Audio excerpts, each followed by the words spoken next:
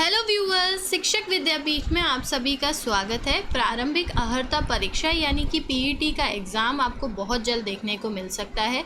जी हाँ, जिसके फॉर्म अभी भरे जा रहे हैं उसकी परीक्षा आपको बहुत जल्द मिल सकती है। तो आइए जानते हैं बिना किसी देरी के इसकी लेटेस्ट अपडेट। अधीनस्थ सेवा चयन आयोग यानी कि यूपीएसएससी प्रारंभिक अर्हता परीक्षा के लिए आवेदन ले रहा है। सब कुछ योजना के हिसाब से रहा तो अगस्त में लिखित परीक्षा हो सकती है। द्विस्तरीय परीक्षा प्रणाली में पीईटी के लिए आवेदन लेने की कार्रवाई 21 जून को पूरी हो जाएगी। आयोग आवेदन के साथ साथ परीक्षा एजेंसी के चयन की कार्रवाई भी कर रहा है।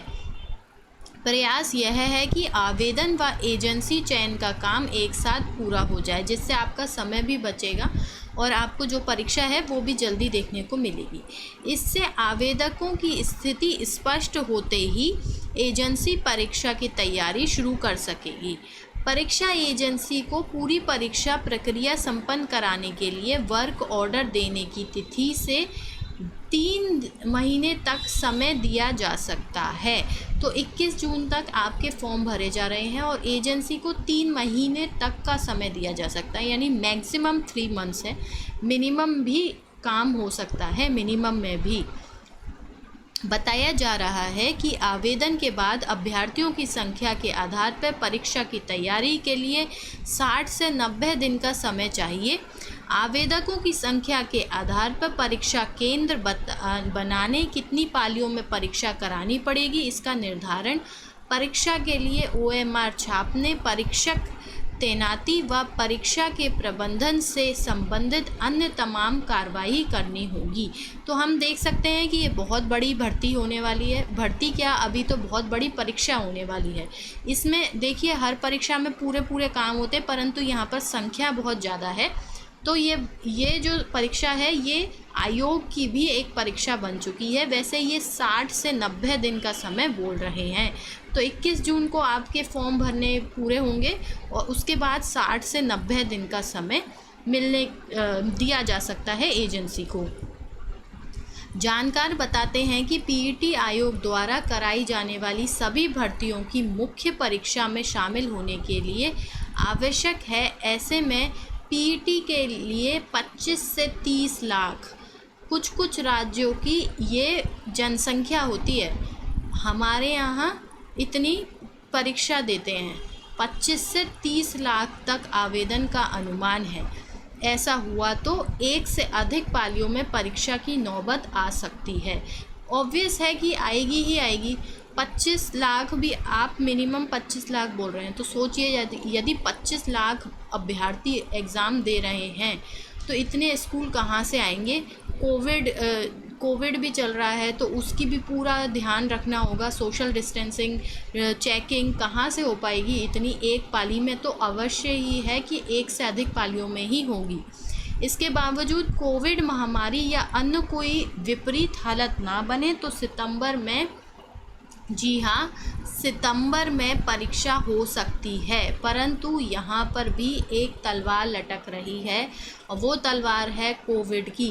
देखिए अभी जो है लॉकडाउन लगा हुआ था तो इसीलिए जो है ग्राफ नीचे गिरा है, परंतु फिर से वही स्थिति आ गई है। लोग वैसे ही रह रहे हैं, वैसे ही निकल रहे हैं। उनकी जो स्थिति है उसमें कोई बदलाव नहीं हुआ है, उनकी आदतों में कोई बदलाव नहीं हुआ है। हाँ, कुछ लोग हैं, सबके बारे में नहीं बोला जा सकता, परंतु कुछ लोग हैं जो अब ज़्यादा ध्यान रख रहे हैं। वो इसलिए रख रहे हैं क्योंकि या तो उन्हें या उनके सगे संबंधियों को कोविड हो चुका है। वैसे तो अब कोई ऐसा नहीं बचा जिसके आसपास कोविड ना हुआ हो, फिर भी लोग बहुत लापरवाह हैं।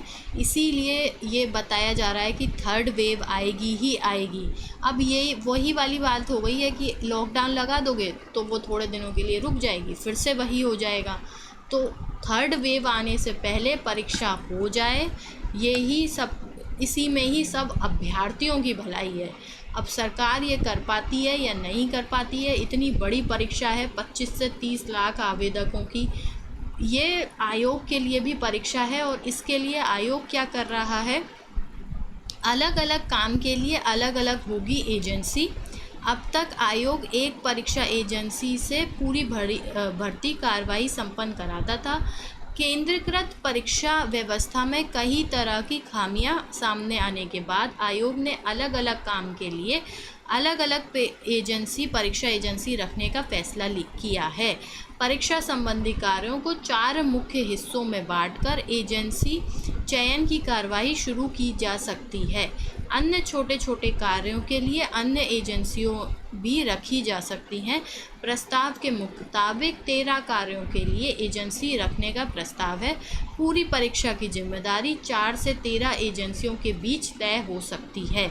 4 से 13 एजेंसी, वैसे तो मैं यही कहूँगी कि जितनी कम एजेंसी हो उतना ही अच्छा है, क्योंकि पेपर लीक होने की या कोई और गड़बड़ी होने की, अलग अलग स्तर पर गड़बड़ी होने की संभावनाएं कम हो जाती हैं। वैसे ये भी बताया जा रहा है कि एक ही परीक्षा एजेंसी जब कराती है तब भी समस्या है।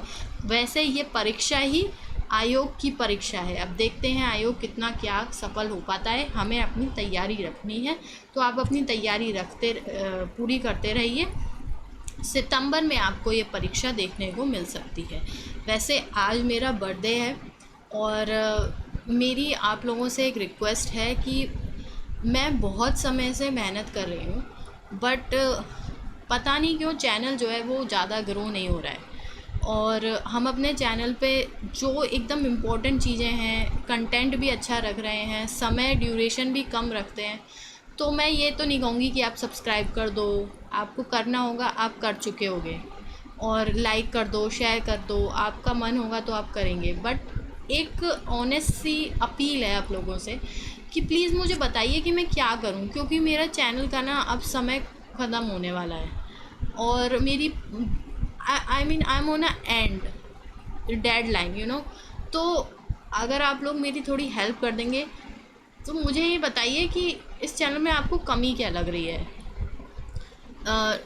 ड्यूरेशन क्यों कम आ रहा है, क्योंकि अब जैसे ना 1 साल पूरा होने वाला है और कुछ ही समय बचा है, और मेरा कुछ थोड़ा सा बचा है कि एक बार ये मुझे लग रहा है कि मेरी पूरी मेहनत ख़राब हो जाएगी।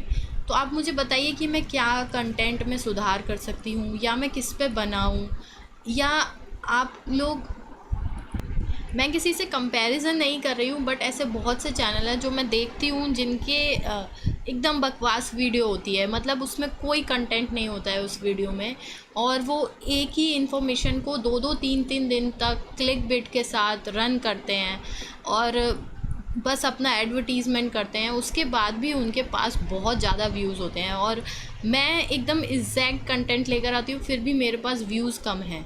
प्लस मैं सिर्फ़ और सिर्फ इन्फॉर्मेशन प्रोवाइड नहीं करती हूँ।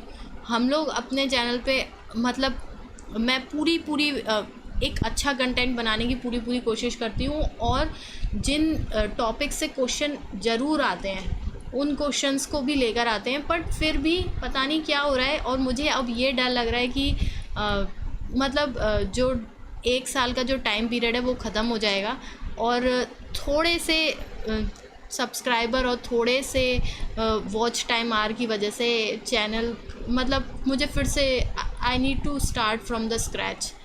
Please help me out.